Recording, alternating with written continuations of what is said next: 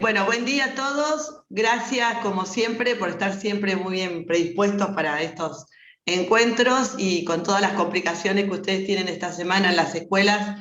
Bueno, entendemos lo difícil que es, pero les agradecemos mucho.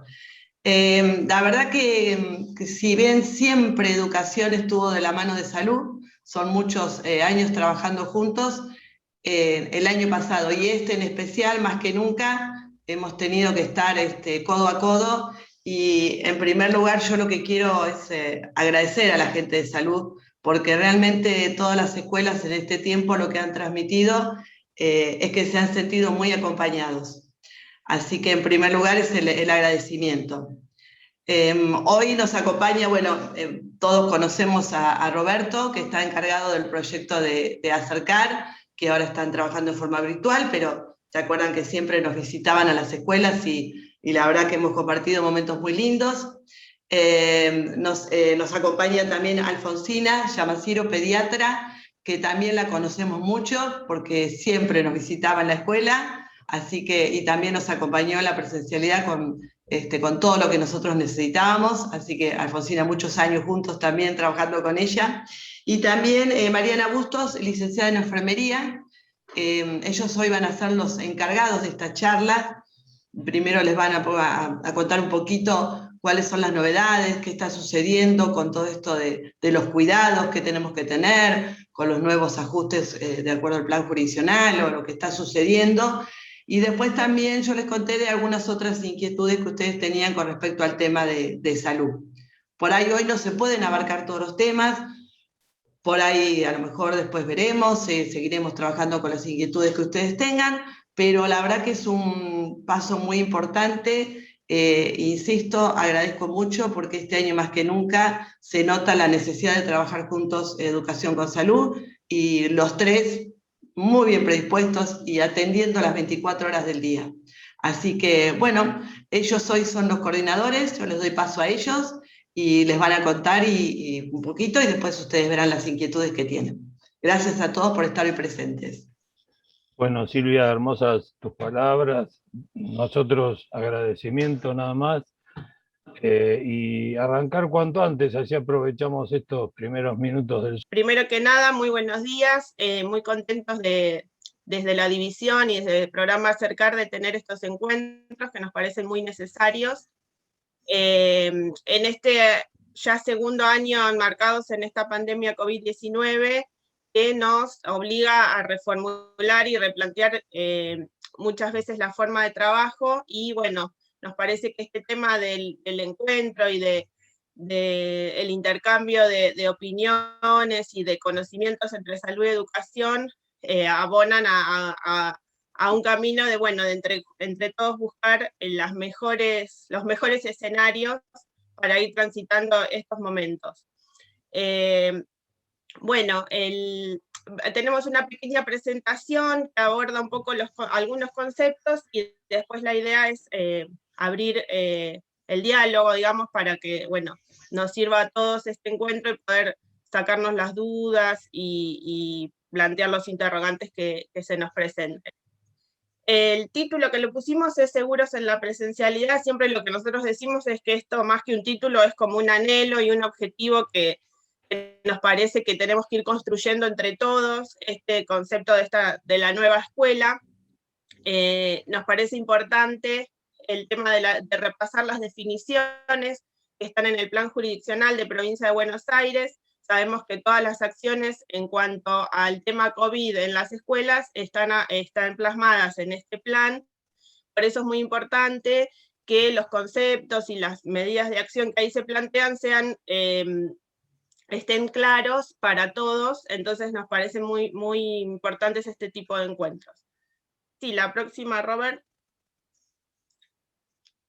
Bueno, la idea, como decíamos, es hablar y pensar un poco en esta nueva escuela en tiempos de pandemia, ¿sí? Nos parece que es importante plantearlo así, no pensar que es algo como que tenemos que aprender para unos días y ya va a pasar, sino que nos parece que es importante plantearlo como una nueva forma de relacionarnos, de estar con el otro, por eso es tan importante ir internalizando estos nuevos conceptos.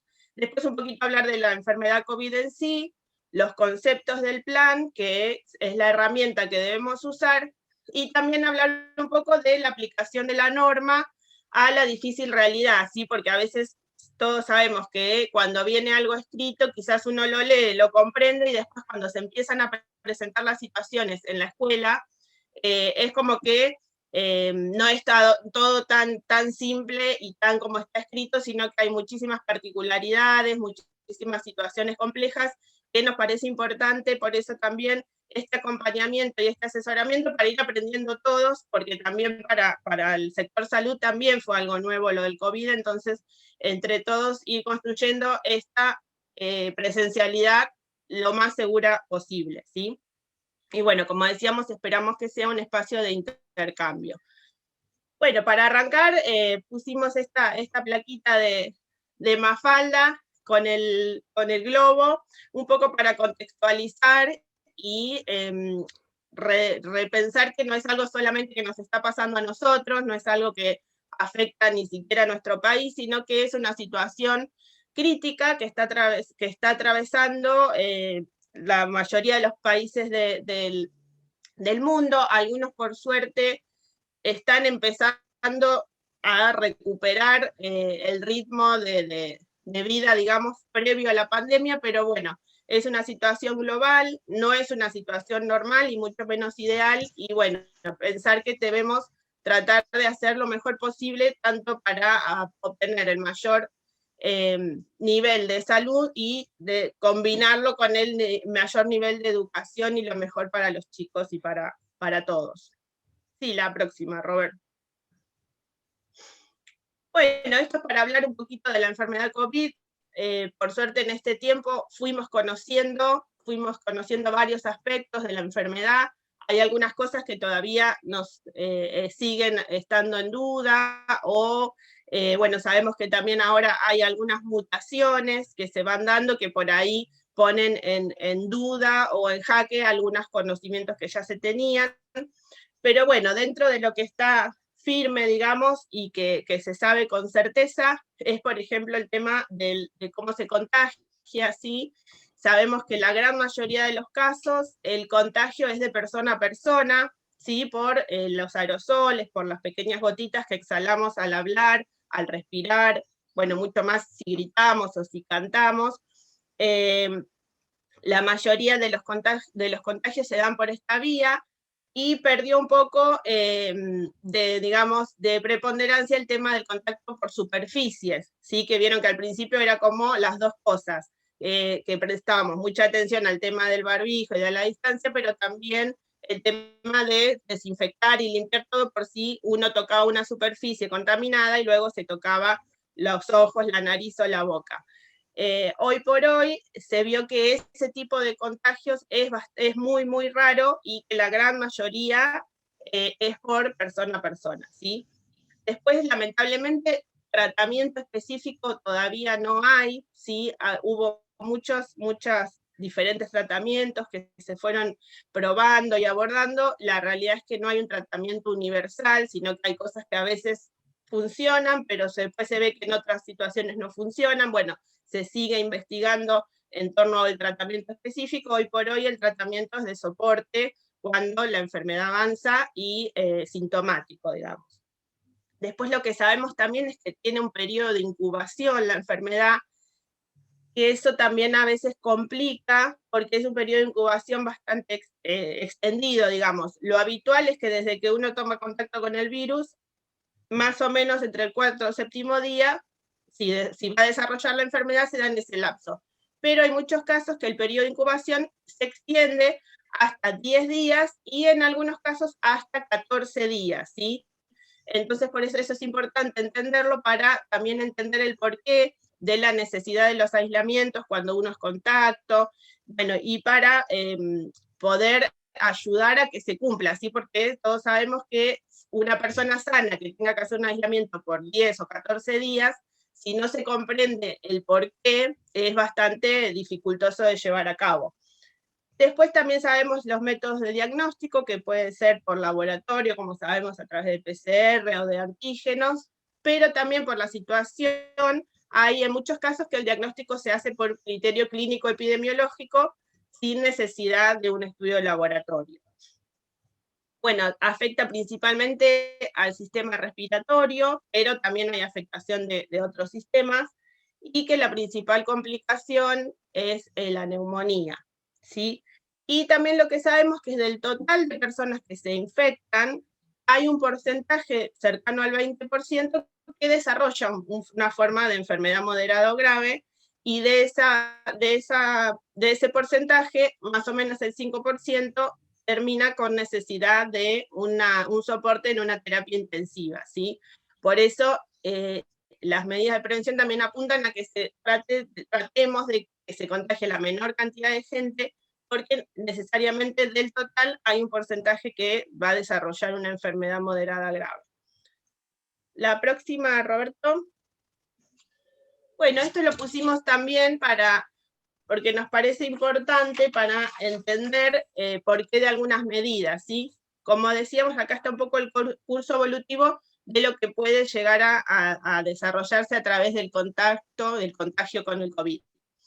Como veíamos, hay un periodo de incubación que lo habitual es que sea de 4 o 7 días, pero puede extenderse hasta los 14 días, ¿sí? Por eso la necesidad del aislamiento, cuando uno sabe que tuvo contacto con alguien positivo o sospechoso de COVID, de hacer el aislamiento para cortar esa cadena de contagios, porque lo que sucede es que uno, si cuando desarrolla la enfermedad, empieza a contagiar antes de presentar los primeros síntomas. Entonces, las 48 horas previas al inicio de síntomas ya es un periodo donde tenemos alta contagiosidad. Por eso la necesidad de hacer ese aislamiento, aunque estemos bien, aunque no sintamos ningún síntoma, ¿sí?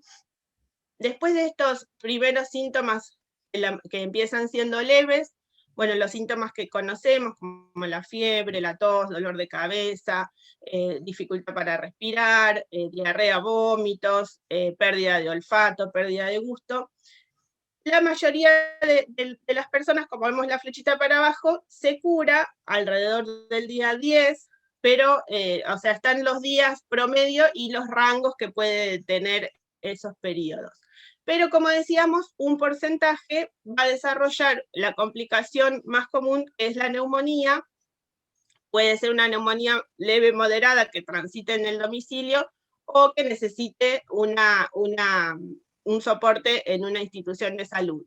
De esa cantidad de gente que desarrolla neumonía, una parte se cura, pero lamentablemente, como decíamos, alrededor del 5% termina con necesidad de cuidados intensivos, soporte de oxígeno y tratamientos en una terapia. Por eso es tan importante que vemos que está como en los medios, de todos lados, la cantidad de camas ocupadas de terapia intensiva, que es como un parámetro que tenemos para ir viendo en qué situación se encuentra nuestro sistema de salud para dar respuesta a las personas que necesiten esos cuidados. Y bueno, de la gente que llega a terapia intensiva, una parte se cura y lamentablemente un alto porcentaje en este momento fallece, no puede superar la enfermedad. Y la próxima, Robert. Bueno, por suerte también conocemos las formas de prevención, ¿sí? Que por suerte lo que se empezó a hacer desde un principio, la mayoría de las medidas son efectivas y han dado resultados. Desde la prevención podemos hablar de 4 áreas así grandes, digamos. La primera es la limitación de los contactos, ¿sí? Esto se dijo desde un primer momento. Mientras mayor circulación y mayor contacto de personas hay, mayor es la transmisión y la cantidad de contagios de esta enfermedad. Por eso es tan importante las medidas que aprendimos desde el primer momento, de la distancia interpersonal, de no concurrir a lugares que están con aglomeración de personas, y lamentablemente estar con la menor cantidad de gente posible. Mientras menor contacto tengamos, menor va a ser la posibilidad de transmisión. Sabemos que estas medidas son difíciles de llevar y hay que tratar de, digamos, regularlas y hacer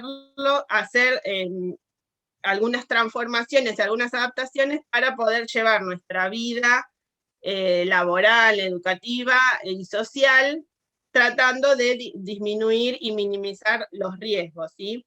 Después la segunda son las medidas de protección personal, que también ya las tenemos súper conocidas y súper internalizadas, como el uso del barbijo y la máscara, bueno, el lavado de manos, el uso de alcohol en gel, lo de tener especial cuidado cuando uno tose, estornuda y hacerlo en el pliegue del codo para disminuir, digamos, la diseminación de esas partículas y esas gotitas que despedimos. Ahora, por suerte, también tenemos el recurso de la vacunación, ¿sí? Que aparte de ser una medida de prevención personal, también es una medida de prevención comunitaria, que bueno, es un poco el faro que ahora tenemos para ir vislumbrando un poco el control y la salida de esta pandemia. La tercera área es el tema de la limpieza y la ventilación, que como decíamos, el tema de la ventilación ha tomado especial preponderancia y se le está dando muchísima importancia en los lugares que tenemos que compartir con otras personas. Es crucial tener una buena ventilación, ya que se vio que aparte de esas gotitas, también la generación de aerosoles, que son como el vapor, digamos, que va quedando y se va condensando en los lugares cerrados, también tiene capacidad de contagiar a otras personas.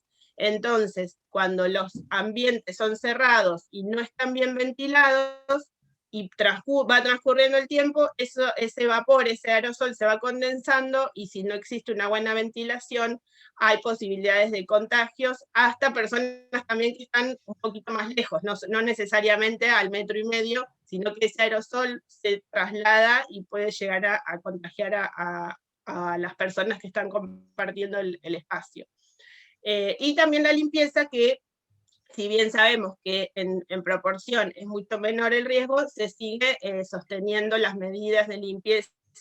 Por suerte digamos, los elementos que se utilizan son elementos que ya estábamos acostumbrados a usar, como la lavandina, como el alcohol, que son efectivos para destruir, digamos, este virus.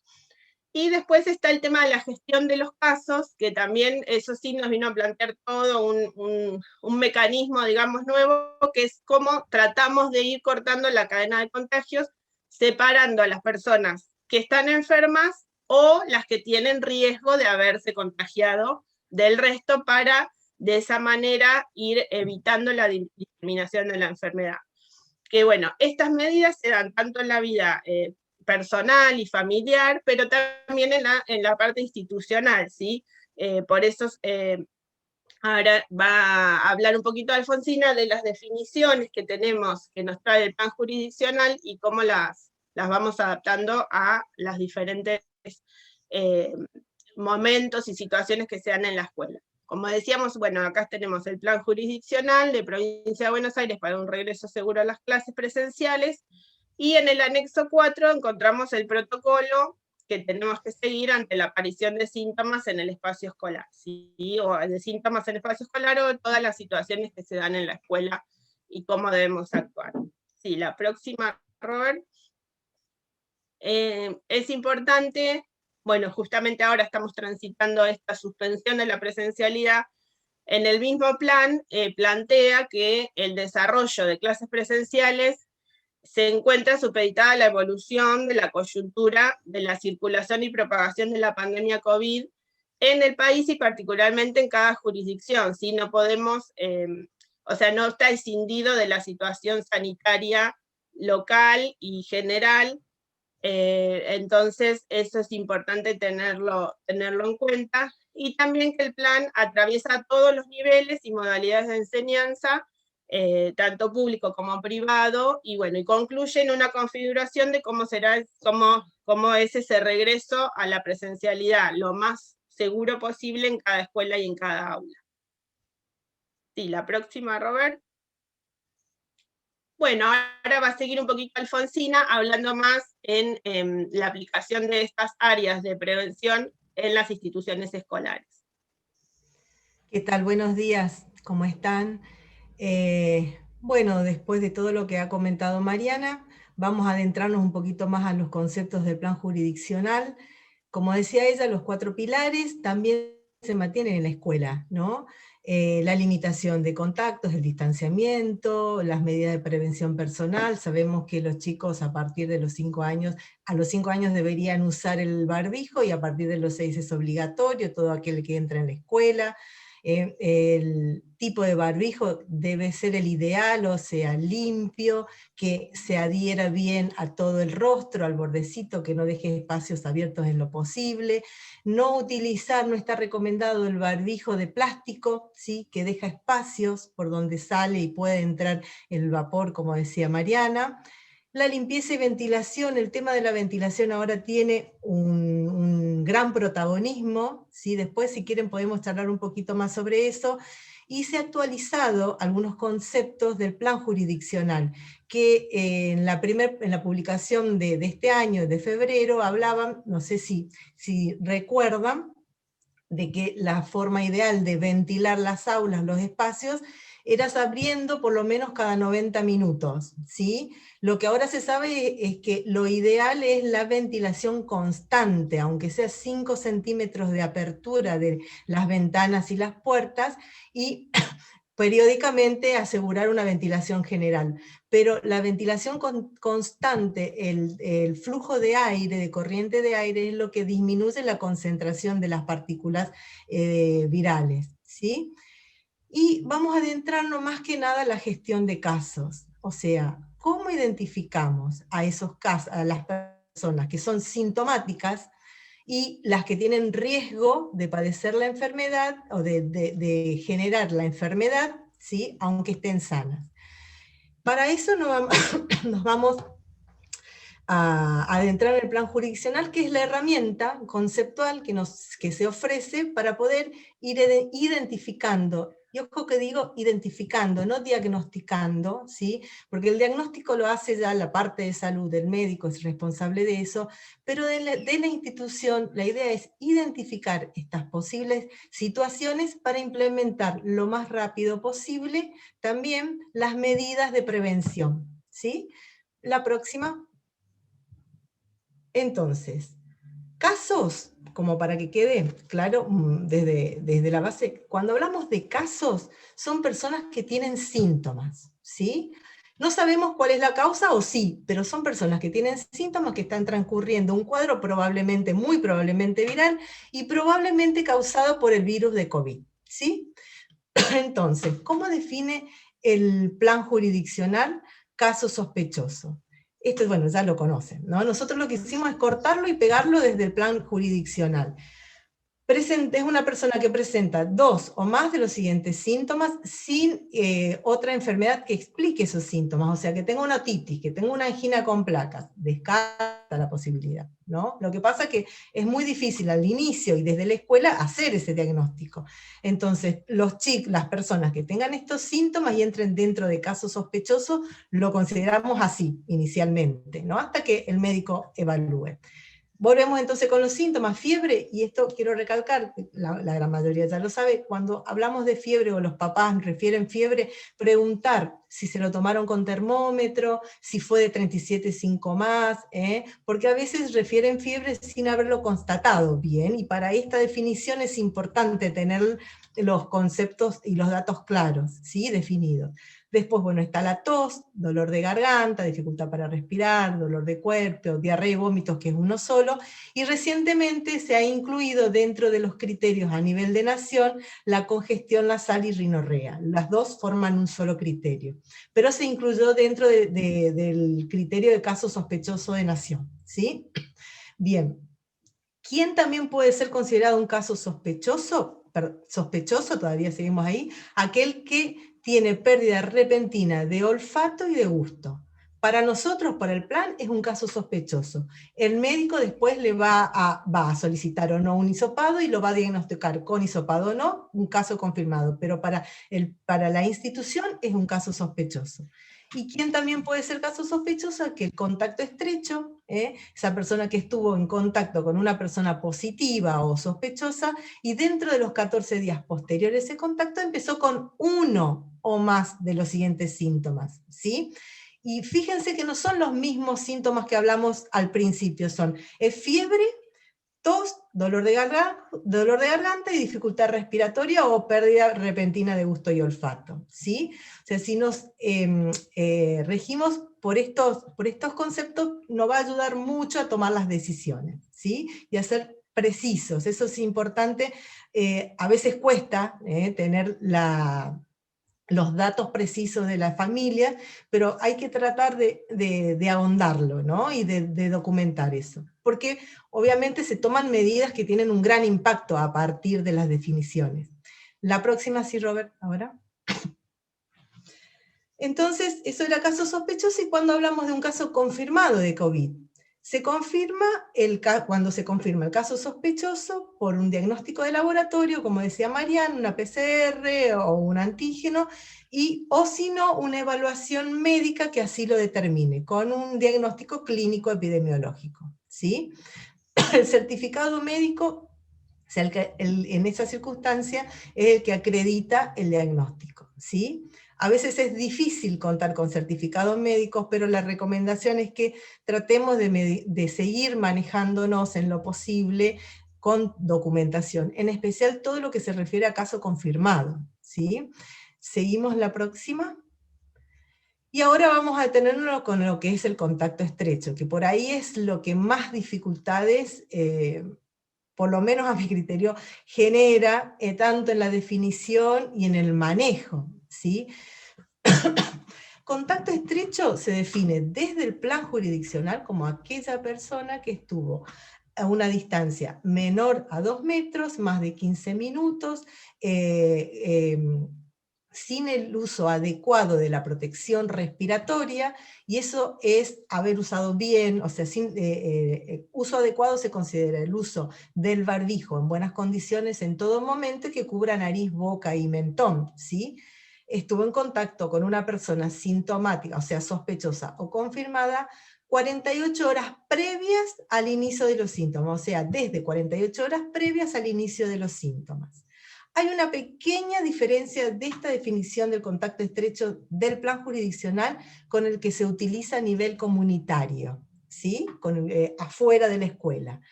El que se utiliza a nivel comunitario no incluye como criterio el buen o mal uso de la protección respiratoria.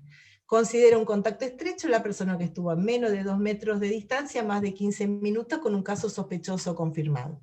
¿Y por qué esta diferencia, que por ahí puede generar algunos malos entendidos? Porque se considera que dentro de la institución educativa se usa adecuadamente la protección respiratoria. No podemos asegurarnos que en la comunidad las personas todas lo usen bien, porque lo vemos, están con la nariz afuera, el barbijo no es el adecuado, se saca para hablar, se lo acomoda, o sea, dejamos por sobreentendido con esta definición de que se usa adecuadamente la protección respiratoria dentro de la escuela, por lo tanto, se disminuye la posibilidad de haberse contagiado, ¿sí? Bueno, y la próxima.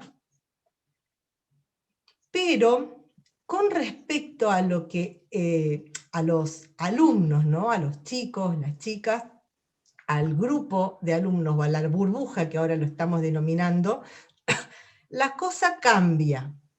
Lo que hablamos de esa definición de contacto estrecho principalmente está dado entre adultos, o sea, personal educativo. Cuando interviene la burbuja en estos contactos, ya la mirada es distinta, ¿sí? Con respecto al uso o no de protección. Y define el plan que si el caso confirmado o sospechoso es de un docente, se debe aislar durante los 14 días a toda burbuja en cual el docente dio clases hasta 48 horas previas del inicio de síntomas. Esto fue una modificación que se hizo del plan que se dio en octubre del año pasado, donde el docente, si usaba adecuadamente todas las medidas de protección, estaba fuera de la burbuja, ¿sí? En febrero se lo incluye, ¿sí? Entonces, el docente, esto tiene un gran impacto en educación secundaria, ¿sí? y con los docentes de primario, de nivel inicial, de los docentes de materias especiales, que por ahí un día dan clase a varios, en varias aulas o en varias escuelas, y si se confirma o empieza como caso sospechoso, se tiene que aislar, independientemente del tiempo que fue la clase, si fue 15 minutos, 20 minutos, y se usó adecuadamente, si se mantuvo aparte, bueno, independientemente de eso, dio clases, está dentro de la burbuja y se tienen que aislar por 14 días los alumnos, ¿sí?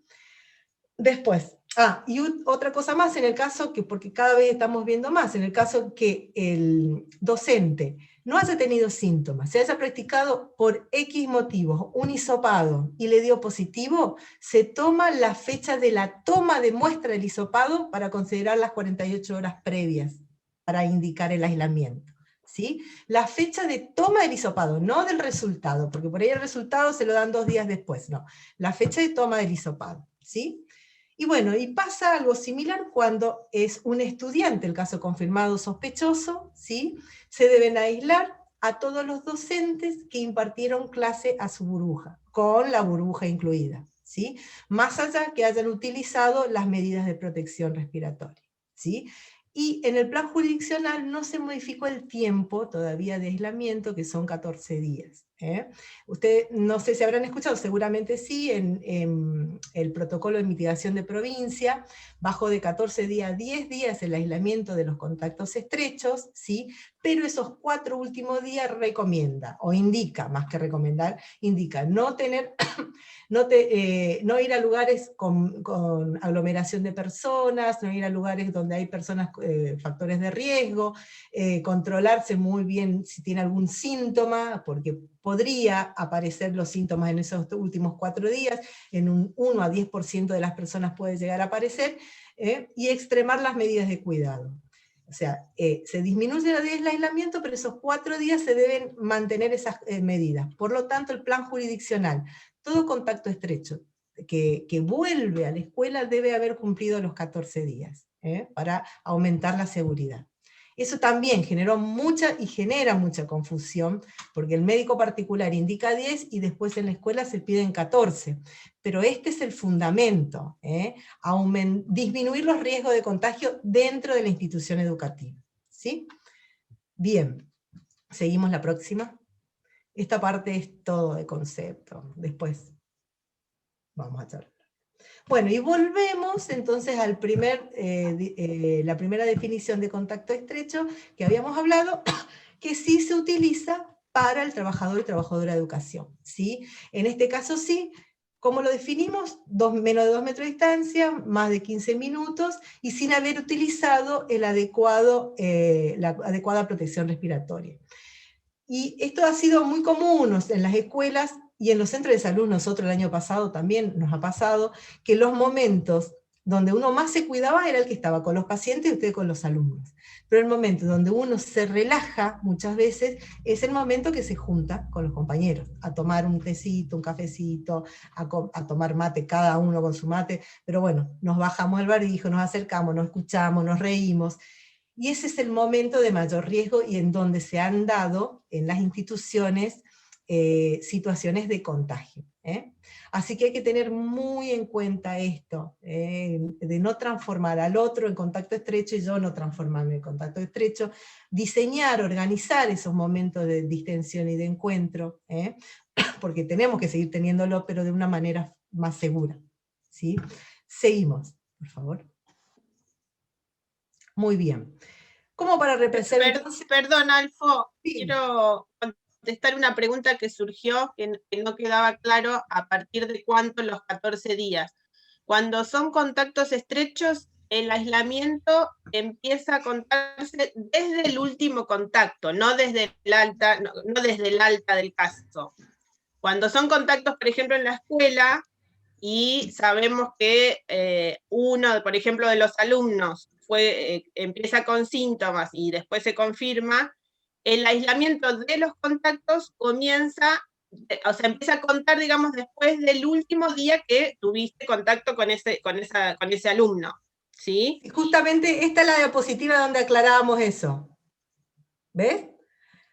O sea, por un lado tenemos Caso sospechoso, esto ya todos lo saben, ante caso sospechoso se actúa como si fuera un caso confirmado, no se espera la confirmación, ¿no?, del hisopado, del diagnóstico, si encuadra en el concepto se toman las medidas, ¿sí? Y una de las dudas que veíamos, ¿cuándo comienza el aislamiento de los contactos estrechos? ¿Sí? Si volvemos, como lo que decía Mariana, ¿por qué aislamos al contacto estrecho? Porque estuvo con un caso positivo y se pudo haber contagiado, ¿sí? ¿Cuánto tiempo podemos esperar, debemos esperar para ver si se contagió o no después de ese contagio estrecho? Este del comienzo de aislamiento, como les quería explicar más que nada, cualquier cosa, las preguntas que van apareciendo la vamos contestando, si al final les parece, ¿sí? Porque por ahí podemos ir respondiendo, se van respondiendo a través del desarrollo. Como les decía, ¿cuál es el concepto del aislamiento del contacto estrecho? Esta persona, el contacto estrecho, tiene riesgo de contagiarse. ¿Por qué? Porque estuvo junto, de haberse contagiado, junto, próximo a un caso positivo sospechoso. ¿Cuánto tiempo? 14 días, porque es el máximo lapso de incubación. Entonces, dentro de esos 14 días posteriores, puede desarrollar la enfermedad, puede llegar a ser asintomático. El asintomático está en duda, ¿no? Se ha dicho que sí contagiaba mucho, a veces después eso se ha reevaluado. ¿Existiría posibilidad que contagie? Y sí, no, eso también se está evaluando, se va evaluando y se va conociendo, y hay particularidades también individuales con respecto a eso, pero sabemos que el sintomático contagia. Entonces, entre esos 14 días, que después del riesgo de haberse contagiado, lo ideal es que esté dentro del hogar, porque si empieza con síntomas, los 2 días anteriores a eso, al comenzar con síntomas, los desarrolló en su casa, no los pasó en la escuela, ¿me entienden? Entonces, ¿desde cuándo empieza el aislamiento de ese contacto estrecho? A partir de la última fecha que estuvo en contacto con el caso positivo. Ese es el concepto. Desde que yo me separé, a Juancito es caso positivo, separamos a Pedrito, lo separo de Juancito, el primer día es el posterior al que se juntaron, ¿sí? Y si no se volvieron a juntar, son 14 días de corrido. El problema, o sea, es más fácil determinar el aislamiento del último día de contacto dentro de la institución educativa, porque sabemos, si fue el docente, bueno, el docente se vuelve a su casa, los alumnos se aíslan, no se volvieron a juntar, son 14 días, no volvieron a tener un nuevo riesgo de contagiarse, ¿sí? Pero el problema más grande para generar un aislamiento seguro es el intrafamiliar, cuando el caso positivo está dentro de la casa, ¿no? Es papá, mamá o un hermano chiquito que necesita los cuidados de mamá o papá, ¿sí? O los familiares que estén a cargo. Entonces, ¿qué pasa? ¿Cuál es el último día de contacto con el caso positivo de estos chicos que no se enfermaron? Supongamos que sea la mamá, que es muy común que los que estamos recibiendo, ¿no? El caso positivo. ¿Cuál es el último día que estuvieron en contacto los chicos con su mamá? Si no se pueden separar, si no se pueden ir a otra casa, si no tienen una habitación separada para que la mamá esté los 10 días de aislamiento, sin contacto y disminuir el riesgo de contagiar a los hijos. El último día que la mamá contagia es el 10º día que le dan el alta. ¿Me entienden? Ahí se considera que la mamá cursó su enfermedad y dejó de contagiar, y el 10º día es el último día que los chicos convivientes en el hogar estuvieron expuestos o en riesgo de contagiarse, ¿sí? Entonces, a partir de esa alta de la mamá, empieza el aislamiento por contacto estrecho, ¿sí? ¿Por qué? Porque se pudieron haber contagiado justo el 9º día, que estuvieron con la mamá más cerca, menos cuidado, compartieron algún vaso, porque bueno, ya está, ya pasó, y se contagiaron el 9º día. Y los nenes desarrollarlos al 5º día, por ejemplo. Y si nosotros decimos, son 14 días desde que la mamá es diagnosticada, vuelven a la escuela y hacen los primeros días, los primeros síntomas ya vueltos a la escuela. ¿Me entienden? Es complejo, es difícil más que nada explicarlo y que poder cumplirlo. Pero ese es el fundamento. De todas formas, se acordó, esto lo hablamos con Zona Octava para definirlo, ¿no? Todas estas modificaciones siempre lo hemos consultado con Zona Octava porque bueno, son nuestros referentes, ¿no? En lo conceptual y epidemiológico. Para el contacto estrecho intrafamiliar, ¿sí?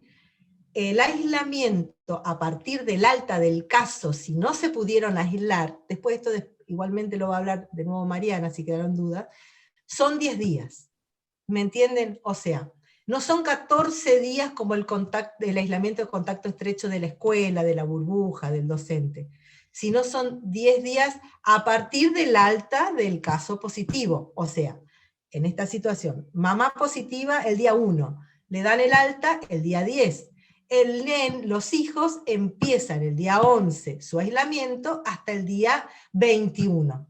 En total, el contacto estrecho desde que la mamá empezó con síntomas está 20 días de aislamiento. ¿Me entienden? O sea, por ahí si uno entiende el concepto, es más fácil después hacer las cuentas. El concepto, no son distintas cosas, es la misma situación, o sea, el mismo concepto aplicado a distintas situaciones. Y la idea es que la persona no desarrolle síntomas habiendo estado en riesgo de haberse contagiado dentro de la institución educativa. Bueno, igualmente después Mariana va a hablar sobre, por ahí a repasarlo, y si quedó alguna duda, lo volvemos a hablar. ¿Sí? Seguimos en la próxima. Y este cuadrito, a mí que me gusta hacer los cuadritos, ¿sí? Por ahí lo que define, trata de resumir en una sola diapositiva, cuando, en lo que es la gestión de casos, ¿no? Cuando no debe ingresar una persona al establecimiento educativo, tanto docente como alumno, ¿sí? Primero, cuando sean considerados casos sospechosos o confirmados de COVID, ¿sí? Caso sospechoso hasta que tengamos el diagnóstico, tanto médico o por el hisopado. Y los casos confirmados de COVID cuando cumplan los 10 días de aislamiento en el hogar. En el caso confirmado, con una buena evolución, 3 días últimos sin fiebre y en recuperación franca, son 10 los días que se indican de aislamiento para el alta epidemiológica. ¿Sí? No son 14, son 10. ¿Sí? El que se enferma, 10 días. Siempre volver lo posible con certificado médico, ¿sí? Que avale el alta epidemiológica. Sé que existen muchas complicaciones en eso, pero tratemos de sostenerlo, de lo posible sostener esta formalidad, al menos con los confirmados, ¿sí? Bueno. ¿Quiénes tampoco podrían entrar a las escuelas dentro de este marco, este concepto de COVID, ¿no? Sean considerados contactos estrechos, tanto de un caso sospechoso o confirmado, estando sanos, sin síntomas. Los contactos estrechos de casos confirmados sabemos que por 14 días mínimo, ¿sí? Después si son intrafamiliares hay que evaluar cuándo le dieron la alta a la mamá, si otra persona se contagia. 14 días mínimos de los casos confirmados. Y si son contactos estrechos de casos sospechosos, en el caso de que el caso sospechoso era negativo, traer en lo posible un certificado médico que atestigue que ese caso fue negativo. Y si no tenemos esa posibilidad, considerar como si ese caso sospechoso era positivo y cumplir los 14 días hasta volver a la institución. Sé que también esto es complejo, es difícil, pero bueno, esto es lo conceptual que está, ¿sí? En el plan jurisdiccional. ¿Quién tampoco debería entrar a la escuela? Aquella persona que no es ni caso sospechoso ni confirmado, pero tiene un síntoma compatible dentro de los criterios de COVID. Fiebre. Me duele mucho la cabeza. Empecé con mucho... Yo estaba bien y empecé con mucho moco, resfrío. Nos guardamos en casa por lo menos 24 horas, evaluar si aparece otro síntoma, o estoy perfecto, 24 horas sin fiebre, sin síntomas. Ahí consultar, si el que tiene acceso a la consulta médica sería lo ideal, ¿sí? Y después de estar 24 horas asintomático y perfecto, poder volver a la escuela. Muy difícil en esta época de invierno, muy difícil, ¿sí?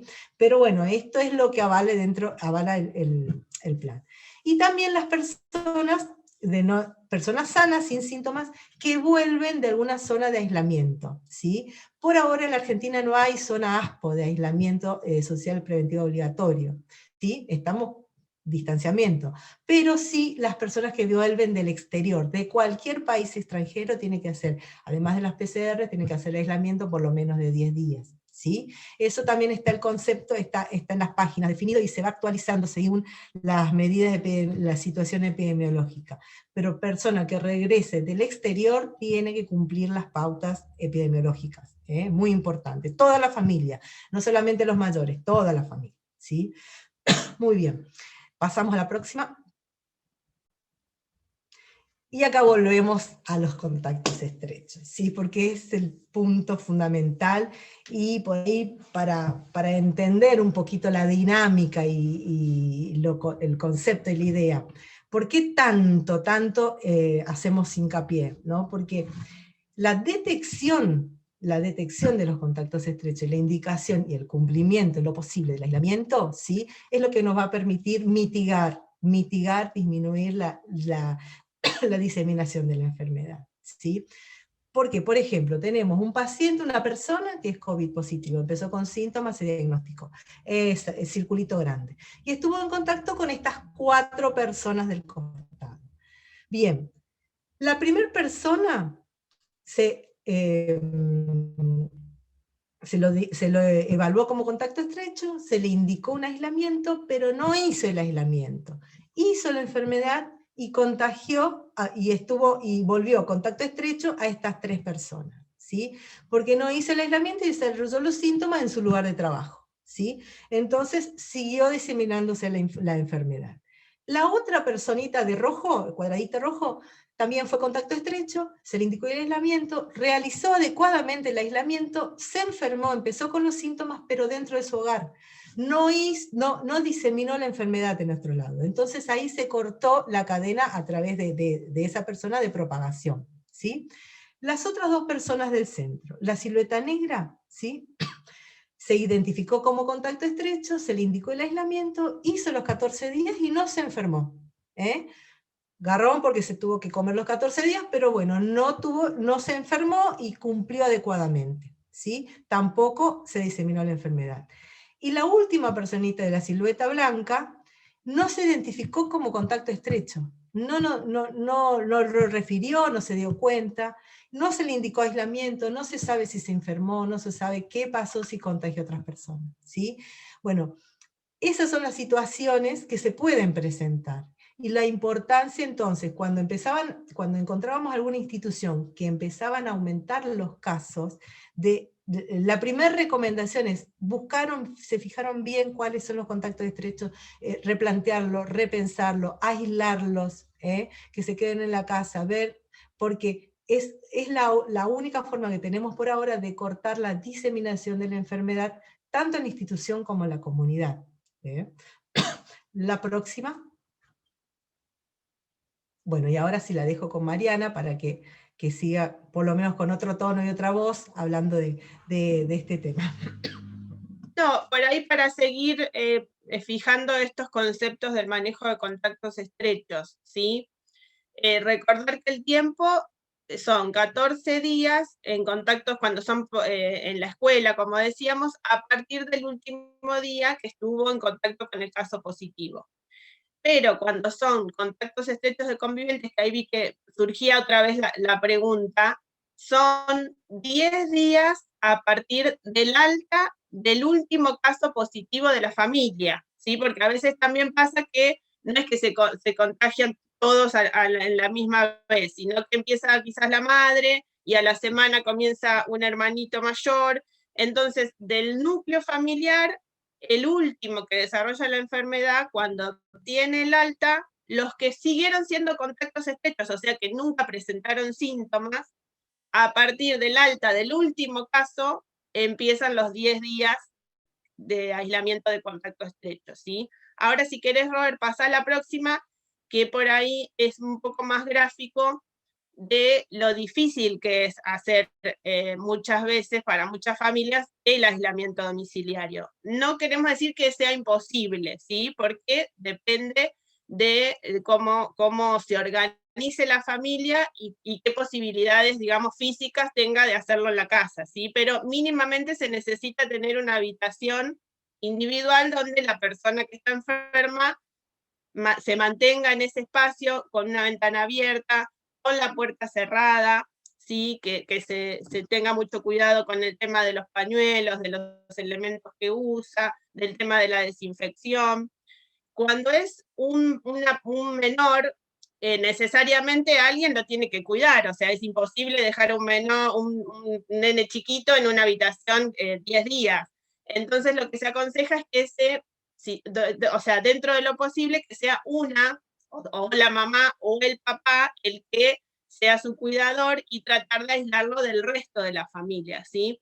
Porque muchas veces también está el concepto equivocado de que, bueno, si se contagió uno, toda la familia es COVID positivo. A veces viene desde las familias ese concepto. Ese concepto no es así, ¿sí? El diagnóstico de COVID es personal, es personalizado, es de la persona que desarrolla síntomas, es de la persona que un médico diagnostica que es enfermo de COVID. Los demás hay que ir prestando mucha atención si se convierten en caso o si siguen siendo contacto, ¿sí? En el caso de no poder sostener este aislamiento, como decíamos, después de que el último caso del núcleo familiar obtiene el alta, los contactos estrechos a partir de ese día son 10 días más para poder regresar a las actividades escolares o de otro tipo, sin ya posibilidad de desarrollar ellos la enfermedad, ¿sí? No sé si quedó alguna duda con esto. La verdad que es un concepto complicado y complejo, y aparte de la escuela también es para la vida, o sea, para las otras actividades, no es solamente que esto se toma para la escuela.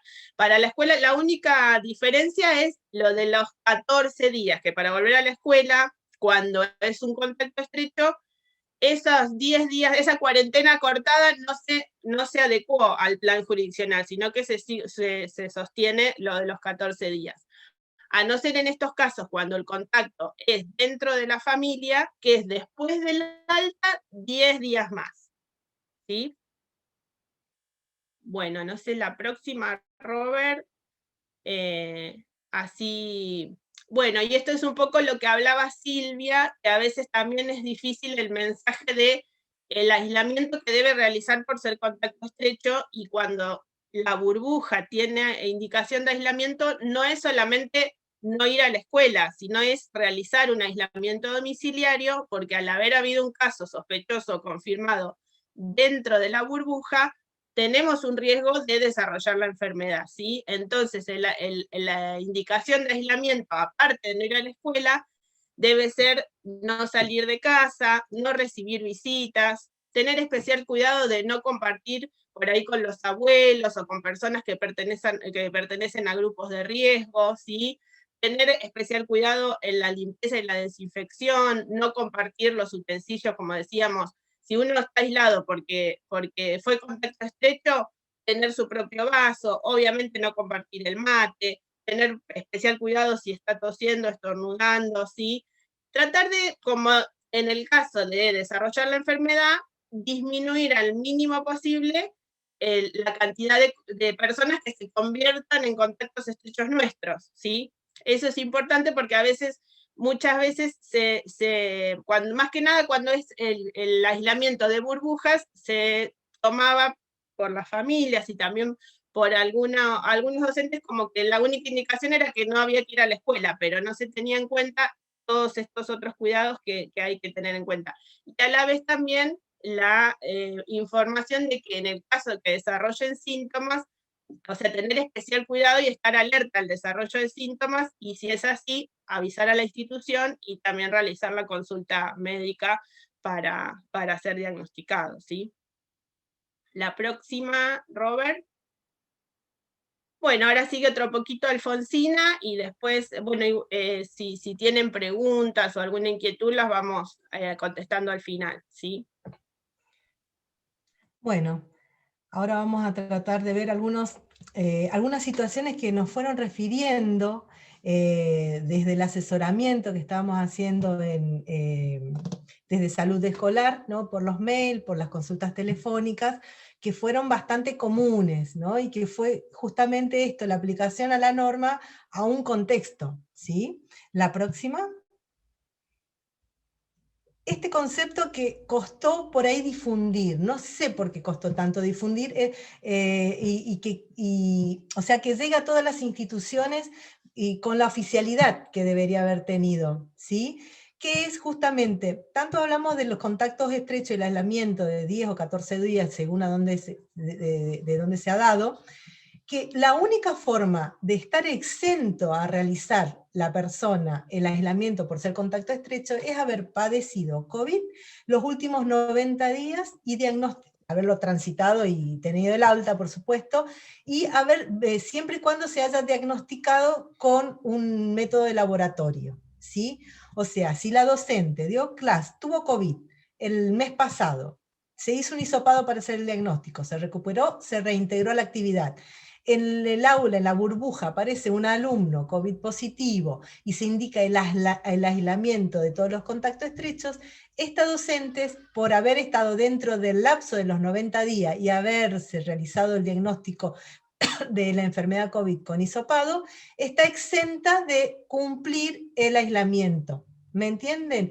Por esos 90 días. Pasado ese lapso, ya tiene que cumplirlo como cualquier otro contacto estrecho. ¿Por qué? Porque se considera que dentro de los primeros 3 meses de haber padecido la enfermedad, los anticuerpos son protectores y evitarían una reinfección en ese periodo al menos. Se cree que duran un poco más, pero bueno, eso no está del todo certificado, no hay tanta certeza. Sí, los primeros 3 meses, ¿sí? Y no hay ninguna otra condición que considere el plan jurisdiccional para acortar el tiempo de aislamiento en el contacto estrecho. No hay un hisopado negativo hecho entre medio, ni tampoco por ahora considera las 2 dosis de vacuna aplicadas adecuadamente. ¿Me entienden? Por ahora no está considerado como un elemento protector que exime de ser un contacto estrecho. Eso probablemente va a cambiar, pero todavía no, ¿sí? Bueno, seguimos la próxima. Y esta es una situación que por ahí queremos plantear 2 cosas. Bueno, el profesor de educación física, que es un caso sospechoso, empezó con síntomas hoy. Y dio ayer clases a 3 burbujas con las docentes cada grado, pero manteniendo todos los cuidados al aire libre. Bueno, ¿se deben aislar las docentes también? Las clases especiales, y en particular educación física, vieron que empezaron un poco más tarde, se protocolizó más tarde. Bueno, son consideradas como las clases habituales, no tienen otra mirada, se rigen con el anexo 4 del plan jurisdiccional. Por ahora no se considera si están al aire libre, si no están al aire libre, como un atenuante para disminuir el riesgo de contagio, por ahora, ¿sí? Entonces, profesor que dio clases y que es considerado sospechoso o confirmado, se aíslan las burbujas que dio clase 48 horas previas al inicio de síntomas, ¿sí?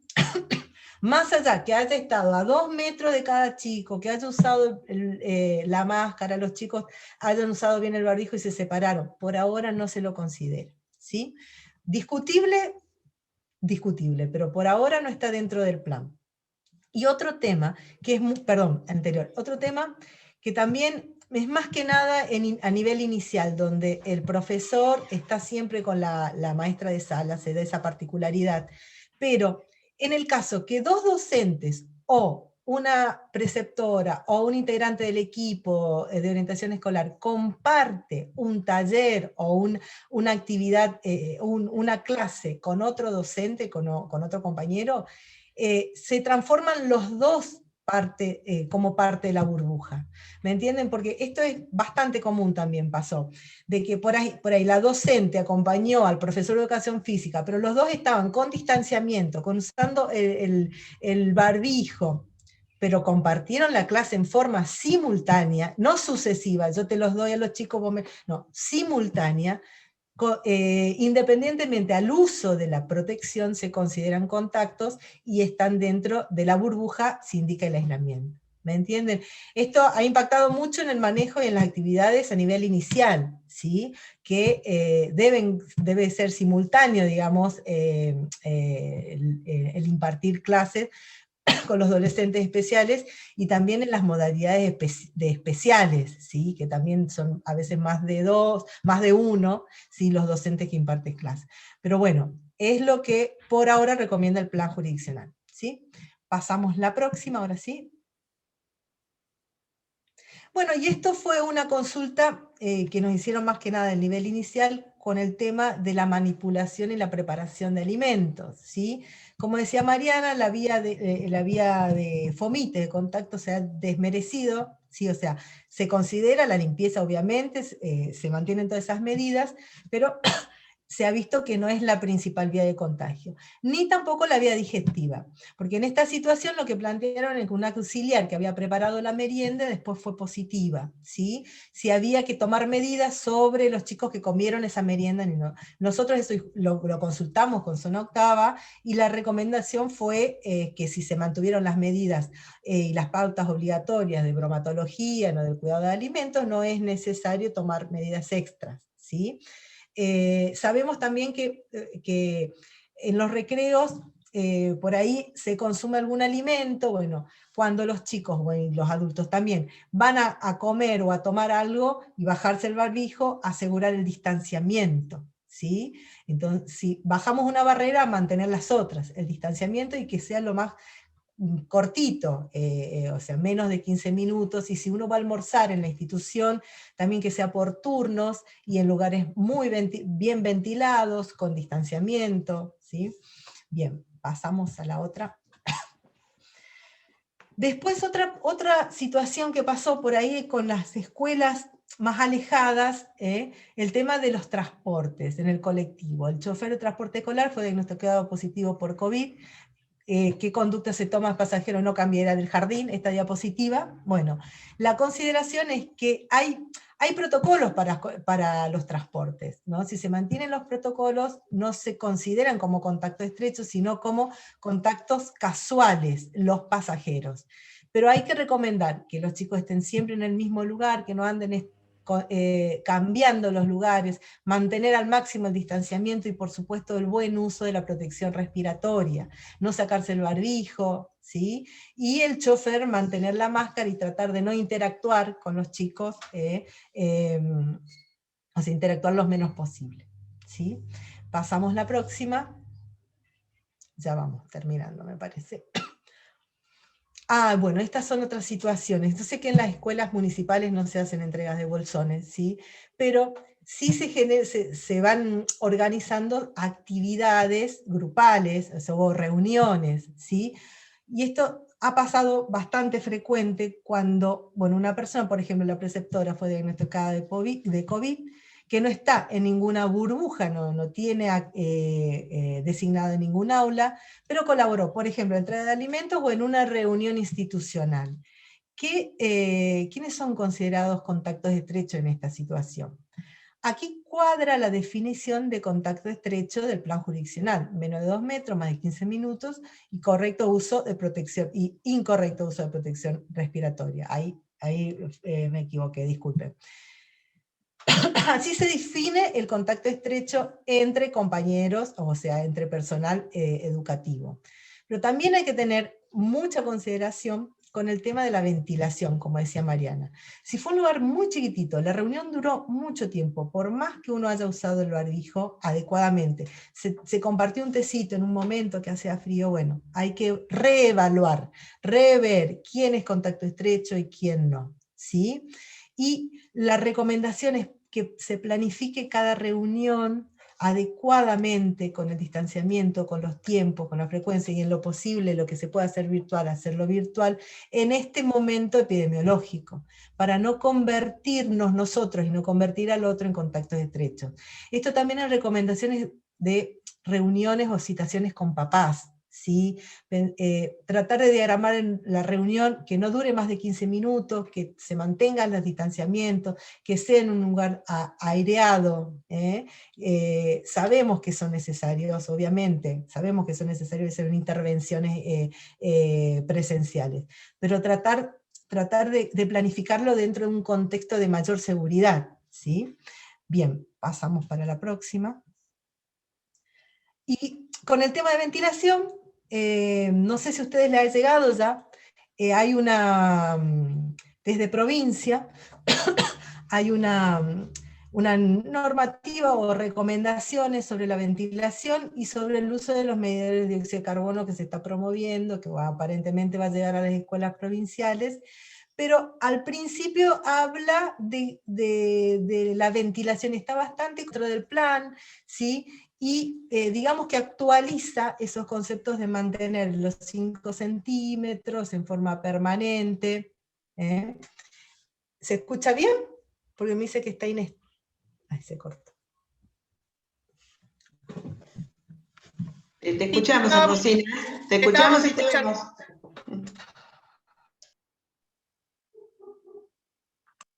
Ahora ya no. Alfo. Bueno, por ahí retomo yo hasta que Alfonsina se pueda volver a conectar. Bueno, no, lo que estaba hablando es esto nuevo que viene de provincia sobre el uso de los medidores de dióxido para combinar y para, o sea, digamos, tratar de algún modo medir las concentraciones de dióxido de carbono, porque lo que está estudiado es que la concentración de dióxido de carbono tiene una correlación con la concentración de aerosoles que hay en un ambiente. Entonces, vino esta nueva modalidad, digamos, este nuevo material para empezar a utilizar medidores de dióxido dentro de las aulas para combinar de la mejor forma el tema de la ventilación con que los espacios sean habitables, ¿sí? Porque sabemos que en esta época invernal tener todo el tiempo todo abierto hace casi imposible desarrollar una clase y sostener, digamos, la jornada escolar. Entonces es de alguna forma tratar de lograr el mejor equilibrio para hacer que el espacio no esté tan frío, pero que no haya riesgo de diseminación del virus por aerosoles, ¿sí?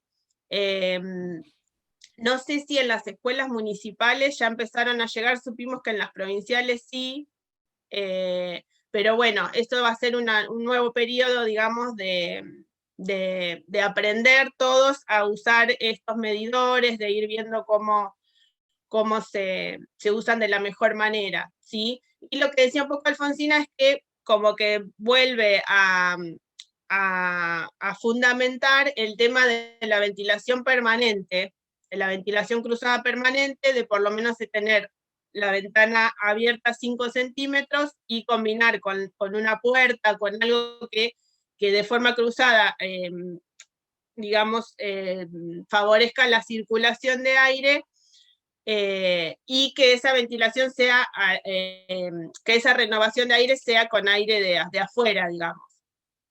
Acá alguien me pregunta si se mantiene el criterio de no usar calefacción por circulación de aire.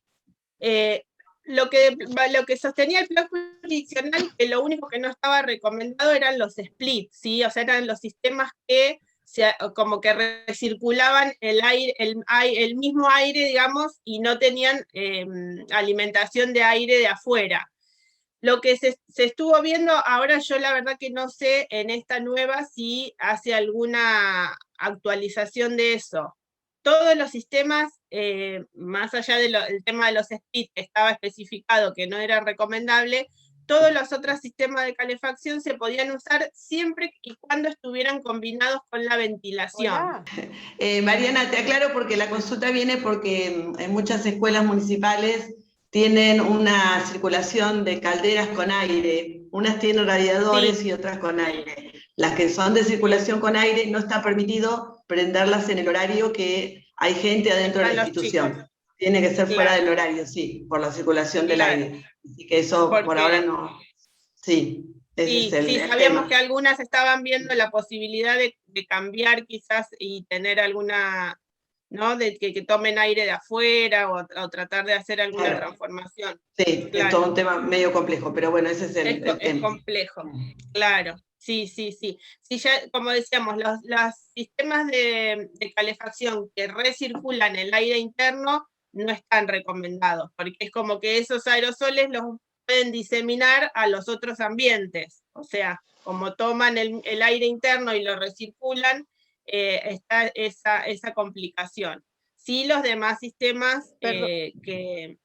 Sí, Alfa, ahora sí Ay, perdón, disculpen que están todos usando internet en casa con las clases y se complica. Estaban hablando de ventilación, ¿no? Y calefacción. Miren. Sí, ahí yo retomé un poquito el tema con el tema de los medidores y había una pregunta del tema de los sistemas de calefacción, de que si no es los que recirculan el aire interno serían los que no están recomendados y que siempre hay que combinarlos con el tema de la ventilación. No sé si perfecto. Si tienen acceso a este documento en la página de ABC, ¿sí? Estas recomendaciones, y hablan de cómo optimizar la calefacción, también optimizando la ventilación. Por ejemplo, prender 2 horas o un rato antes la calefacción, para calentar el ambiente y asegurar la ventilación. Hay recomendaciones puntuales que se venían dando ya de antes, pero ya estas se incluyen dentro de lo que es el plan jurisdiccional. Es nuevita porque es de junio, pero es bastante claro, inclusive tiene el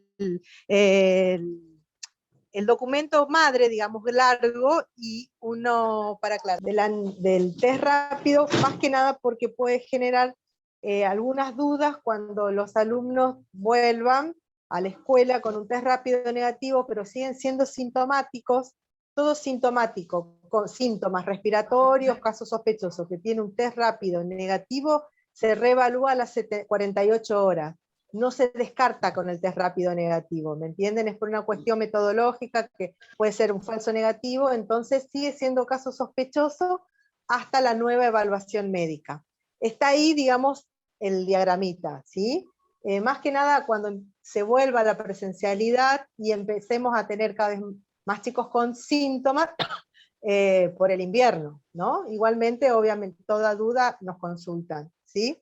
Y la última, la próxima, que, bueno, desde la división estamos tratando de organizar, ya lo hemos organizado, un ámbito de teleconsulta, ¿sí?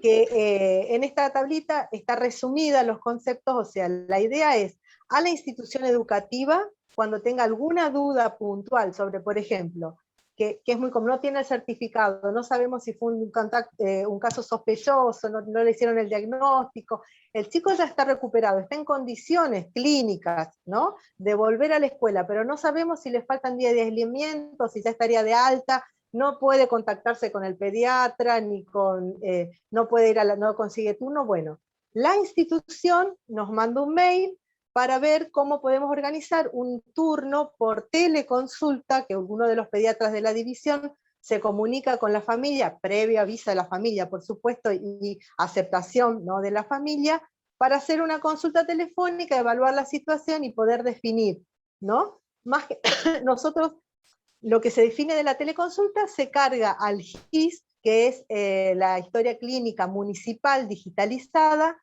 y lo que se resuelve con respecto a las medidas de la escuela, aislar, desaislar, levantar el aislamiento de burbujas, ¿no?, se comunica por mail solamente la situación puntual que corresponde a la institución.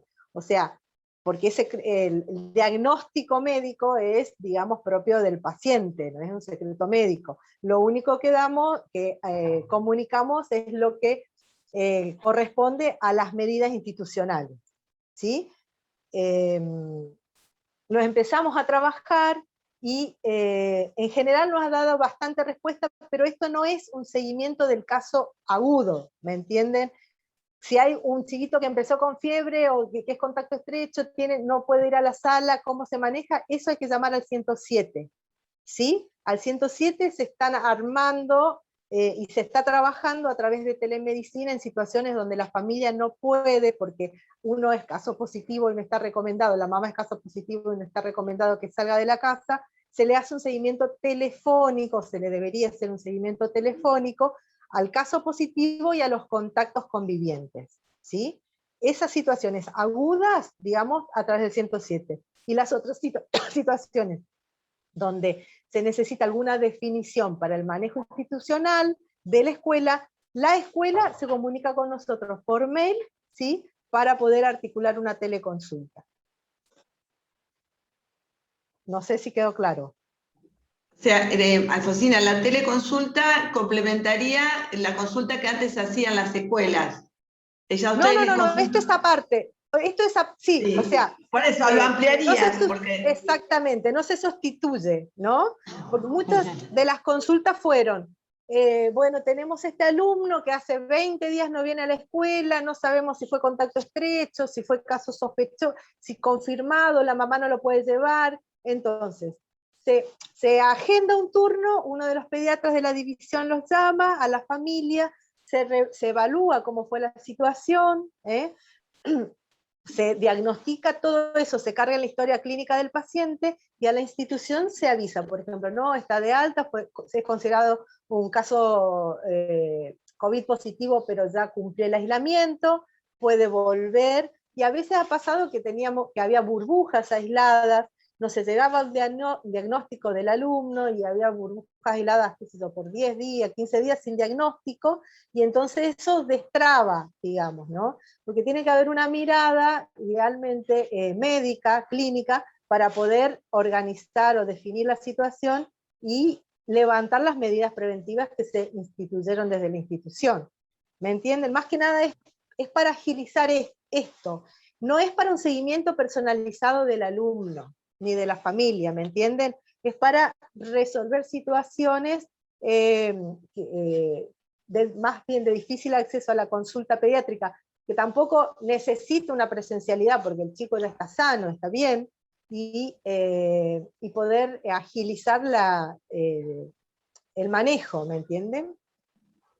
En el caso de tener algún alumno que se considere que sería necesario esta teleconsulta, ustedes los datos que necesitarían sería el documento y un contacto con la familia.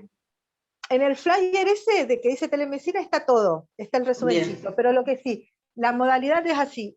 Primero nos mandan un mail con el asunto que diga turno para teleconsulta. Entonces nosotros ya de ahí lo sacamos, ahora vienen poquito, pero si no vienen 260 mail por día, lo sacamos de, ahí, de la bandeja y lo vamos priorizando.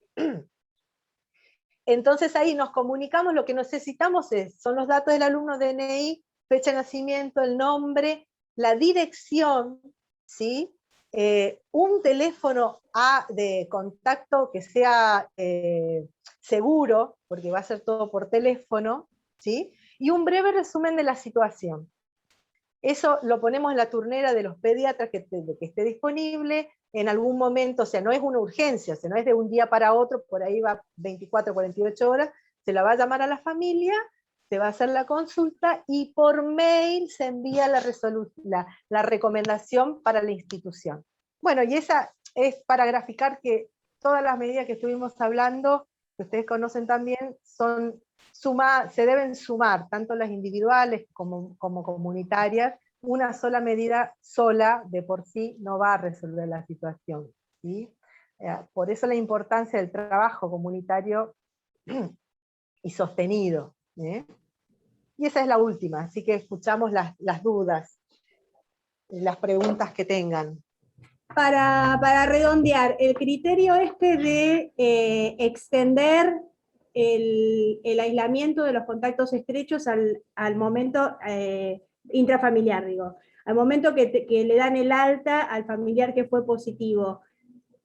Lo tomamos como norma general porque es muy difícil para nosotros establecer si se hizo o no se hizo, si se hizo bien, si se hizo mal un aislamiento dentro de la casa. Totalmente.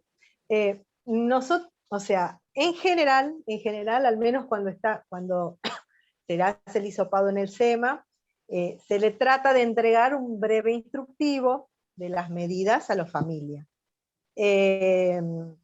Como decía Mariana, no es imposible. Hay familias que lo pueden lograr Sabemos también que cuando hay una situación de gran riesgo, por ejemplo, que conviven con personas de grupo de riesgo que no están vacunadas, existe el aislamiento, la posibilidad de ir a un hotel, o por ejemplo, situaciones de violencia de género, bueno, donde no pueden, bueno, ¿no?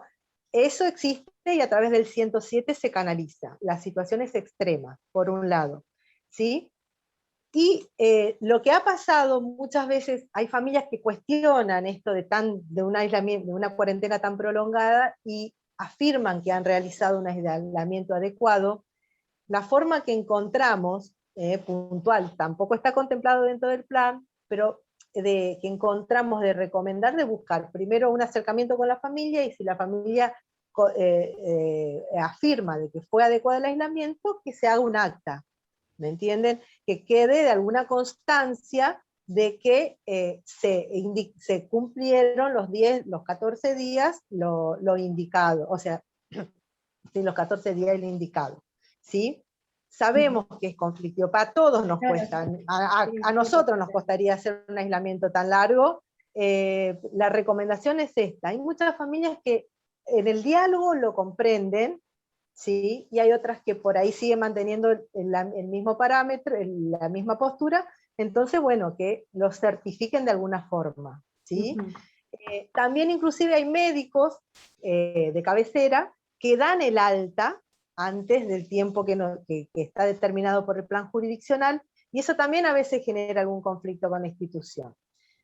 Si el médico lo certifica, de que asegura que el aislamiento esa familia la realizó, es una constancia médica, ¿me entienden? Como para volver antes en estas situaciones de contactos intrafamiliares, ¿sí? Es difícil, ¿sí? Es difícil. Sepamos cuál es el concepto y por qué de este concepto. Tratemos de mantenerlo dentro de lo posible con las mayores formalidades. El que no está de acuerdo, bueno, que traiga una constancia o se haga cargo, ¿no? Mínimamente son 14 días, eso sí. Eso sí. Y después, bueno, ir viendo las situaciones particulares, porque también sabemos que hay situaciones donde es más riesgoso que se siga el chico estando más tiempo dentro de la casa sin poder acceder, ¿no? O no riesgoso, más, es más recomendable que tenga algún acercamiento a alguna institución, ¿no? Y bueno, hay que evaluar situaciones particulares, ¿eh? Como te decía, no tienen diagnóstico toda la familia, viven 15 en una sola casa, se contagió la hermana, desde el hermano mayor, y a veces y uno tiene síntomas, pero no fue al médico. Hay situaciones puntuales muy difíciles de resolver. Entonces, ante esas situaciones también se requieren otras estrategias, ¿sí? Por eso pusimos el tema lo de la teleconsulta, ¿me entendés? Como para tratar de agilizar esas situaciones. Perfecto.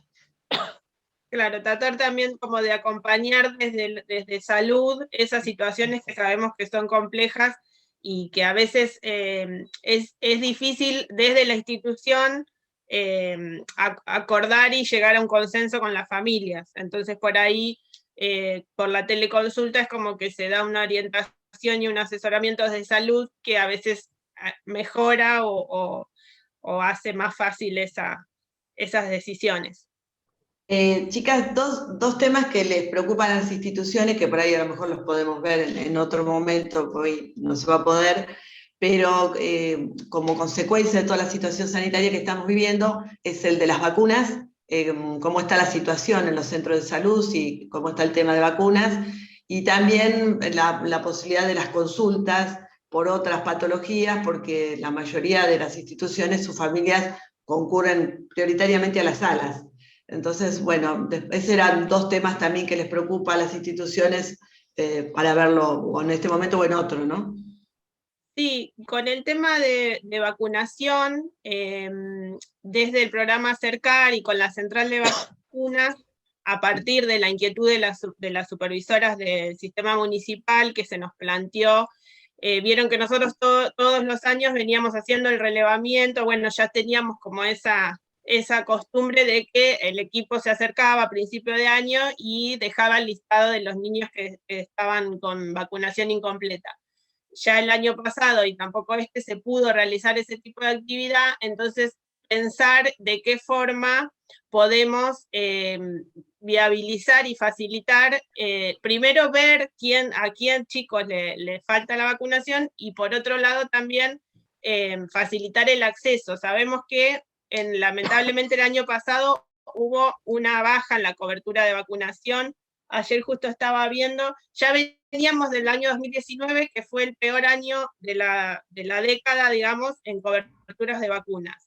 ¿Sí? En la última, el 2019 ya veníamos de un piso malo, y 2020 las vacunas de ingreso escolar bajaron un 15% la cobertura, y las de los 11 años aproximadamente un 20%, ¿sí? O sea que estamos ante un problema, porque sabemos que la baja de coberturas va generando situaciones de que se van acumulando personas susceptibles, y lo que da lo que sabemos, la reemergencia de enfermedades que estaban controladas, o la posibilidad de brotes. Por eso nos parece un tema súper importante, y que tenemos que trabajar. En cierta forma se ve que el tema de la suspensión de clases como que es un factor importante en el tema también de la baja de coberturas, porque históricamente la escuela es un espacio donde las familias reciben orientación, saben que en la escuela es un tema que se tiene en cuenta, y bueno, el tema de no haber tenido clases también es un factor que favoreció esta baja de coberturas. Aparte de que, bueno, sabemos que el recurso humano en salud lamentablemente es escaso, y por el tema de la pandemia se priorizaron otras cosas, y por ahí se achicaron horarios de vacunación, o se pusieron días particulares para vacunación, lo que también generó que las familias, por ahí justo el día que iban a vacunar no se vacunaba, y también había como esa idea de que solo se atendía COVID y que las otras cosas se habían dejado de hacer. Entonces, bueno, por varios factores, la verdad que el tema de la vacunación es un tema que nos preocupa, que preocupa también a las escuelas. Lo que estuvimos pensando es hacer algunos encuentros tipo capacitaciones. No sé, Robert, si vos querés contar un poquito. Estuvimos trabajando con la central de vacunas, porque estaba la idea de que desde las escuelas se pudiera hacer un primer control de los calendarios para ver qué chicos necesitaban, y a partir de eso articular con los diferentes CAPs para facilitar el acceso a la vacunación, ¿sí? En todos los CAPs no ha habido suspensión de la vacunación, ¿sí? Se sigue vacunando. Lo que sí pasa a veces es que se ponen días o horarios específicos. No es como antes, que eran un poco más amplios.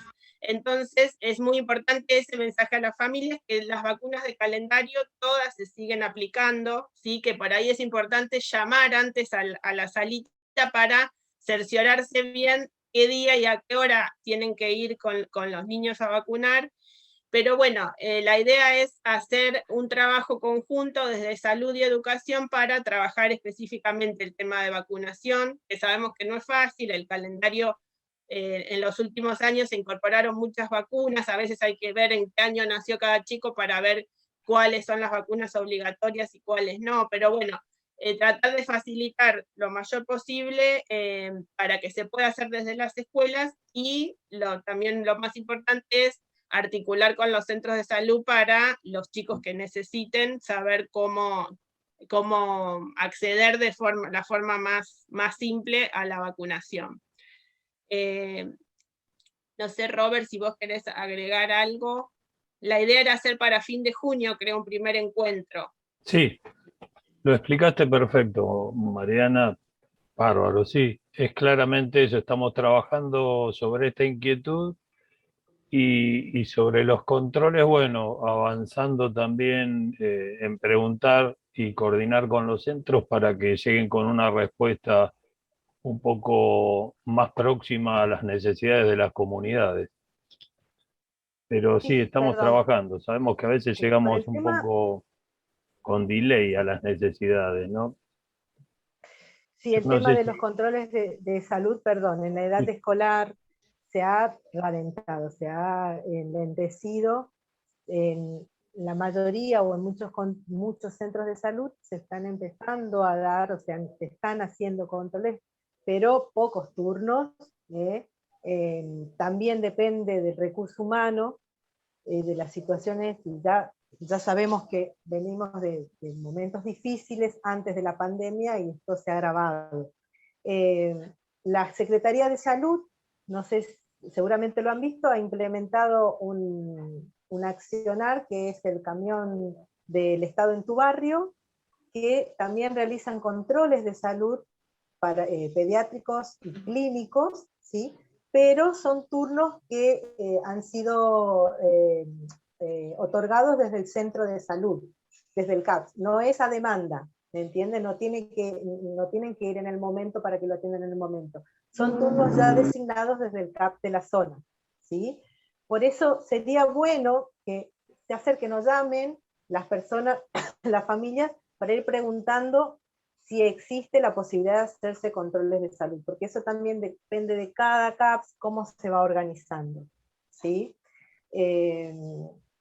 Es un problema, realmente sí, es un gran problema que de a poco vamos a tratar de ir abordándolo, pero se ha abocado todo a la urgencia, y de a poco se está tratando de ir pensando en lo importante también, ¿sí? No tengo más palabras que decir, no tengo otras cosas que decir. Entendemos y entendemos lo difícil, también lo que les pasa a las chicas, que las escuelas, bueno, tienen los chicos con otras situaciones donde necesitan la atención y bueno, entendemos todo lo complejo, pero por eso es la preocupación. Sí, desde ya que de educación siempre se establece un... Y Silvia, sí. igualmente, perfecto.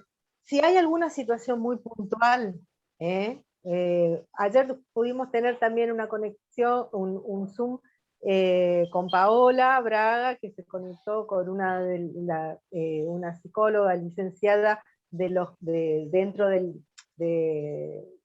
Servicio de Salud Mental, como para también ir articulando que el gran problema antes y ahora peor, el tema de salud mental, ¿no? De ir articulando algunas acciones, de trabajar en conjunto, ¿sí? Así que si hay alguna situación puntual más urgente, lo charlamos, tratamos de encauzarlo. Bueno, ahora sí se cortó. Ahora sí te perdimos.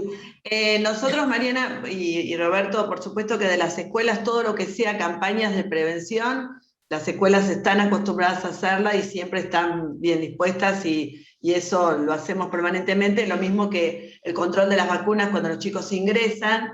Sí, me parece que estaría muy bueno este encuentro para refrescar un poquito las actualizaciones del calendario y todo lo que pueda ser actualización. En eso las escuelas desde ya cuentan con nosotros y siempre, de hecho, se hace. La limitación de la escuela es cuando, bueno, la derivación y que ya después se concrete lo que tiene que ver que no, nosotros claro, eso ya no lo podemos hacer. Pero claro, esto de la reunión para hacer una buena campaña y una buena difusión y un control conjunto, siempre lo hicimos y desde ya que lo vamos a hacer. Así que eso perfecto, me parece que es un buen punto de partida, aunque sea empezar a visualizar, bueno, dónde está la preocupación y cómo podemos informar a las familias, pero también cuando hagamos esa campaña y ese trabajo, a la par tener bien claro los casos, bueno, están vacunando, sí, no, qué días, qué horarios, entonces eso también forma parte de la difusión, porque si no, por ahí nosotros creamos una expectativa y cuando la familia llega, cuando las escuelas, perdón, llegan a las familias van, cumplen, y van a ir todos al campo a buscar las vacunas y por ahí no están abiertos. Entonces, bueno, esto es lo que tenemos que coordinar para que esa campaña sea efectiva, me parece. Claro. No sé si el resto están de acuerdo, ¿no? Esa es la idea y vamos en sintonía total con tus palabras. Después del Zoom y a continuación en estos días, Silvia, seguimos conectados para poder generar ese espacio. Quiero agradecer a mis compañeras, Alfonsina, Mariana, que están a full desde que inició todo esto, han asumido un rol pandemia. Agradecerle a Silvia que bueno, que posibilitó este encuentro a cada uno de los maestros, las maestras y los equipos, bueno, docentes, no docentes de las escuelas primarias, resaltar el gran trabajo que hace. Gracias. Bueno, Yo no, solamente quiero, perdón. Solamente quiero agradecer también, y creo que se debe reconocer de todas las formas posibles la tarea del referente de salud, ¿sí? De los directivos y referentes de salud de las instituciones que, como dice Roberto, se han asumido en tan pocos meses un rol que es fundamental, ha sido, es y será fundamental para poder sostener la presencialidad en este tiempo. Y creo que ese reconocimiento debe ser de todas las maneras posibles, tanto la visualización como formalmente, no sé de qué manera, pero también dentro de lo que es el cargo y la función dentro de la institución, ¿no? No sé si me hago entender, pero creo que hay que revalorizar como rol el referente de salud para el COVID y para todos los otros desafíos sanitarios de la salud integral que van a ir surgiendo, se van a ir profundizando. Bueno, un beso a todas, la verdad que a todas, a todos. Le agradecemos mucho. Un beso grande y bueno, nos seguimos comunicando por el mail también, que estuvimos todo el primer trimestre, digamos, a full con el mail, con las consultas, que esperemos que haya sido un mecanismo o sea, una vía de comunicación que les haya sido útil, también por el teléfono, y bueno, siempre abiertas a cualquier consulta y cualquier trabajo en conjunto que podamos realizar estos años de manera sin la cercanía física, digamos, pero bueno, de la manera más cercana posible en la virtualidad. Bien.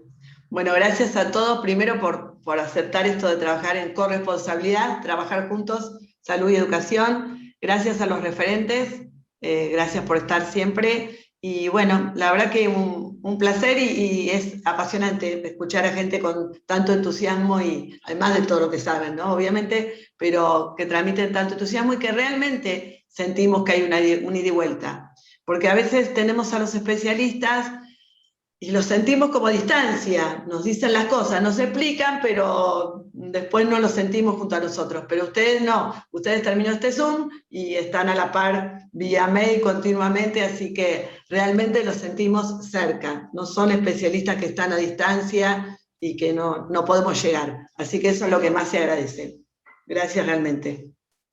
Y bueno, los referentes de salud ya programaremos el próximo encuentro y les avisamos, ¿sí? Y vamos intercambiando y vemos cómo podemos formar una red, un grupo constante de los referentes, ¿sí? Así seguimos trabajando juntos. Bueno. De mi parte, gracias a todos. Muchas gracias. Hasta la próxima. Gracias. Muchas gracias a todos.